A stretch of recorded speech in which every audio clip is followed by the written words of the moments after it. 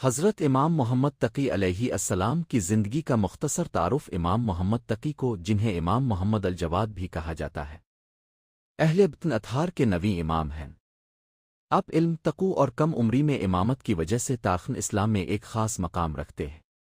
ولادت حضرت امام محمد تق 10 رجب الم رجب 195 ہجری کو مدینہ منورہ میں پیدا ہوئے۔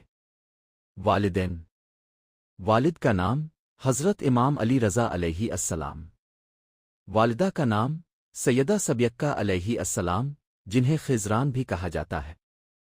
امامت حضرت امام علی رضا کی شہادت کے بعد امام محمد تق صرف 8 سال کی عمر میں منصب امامت پر فائز ہوئے۔ یہ اللہ کی طرف سے عطا کردہ علم کا واضح ثبوت تھا۔ شادیاں حضرت امام محمد تق کی 2 بیویاں تھیں۔ الفاموا الفضل، عباسی خلیفہ مامون کی بیٹی، سیدہ سمانہ علیہ السلام، خضران۔ اولاد: بیٹے حضرت امام علی نقی علیہ السلام، 10ویں امام، موسیٰ، حسن۔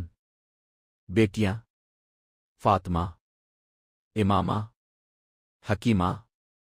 اخلاق و علم: آپ کو جواد اس لیے کہا جاتا ہے کہ آپ انتہائی سخی تھے۔ علم، حلم اور عبادت میں آپ کی مثال نہیں ملتی، حتیٰ کہ بڑے بڑے علماء آپ کے علم کے معترف تھے۔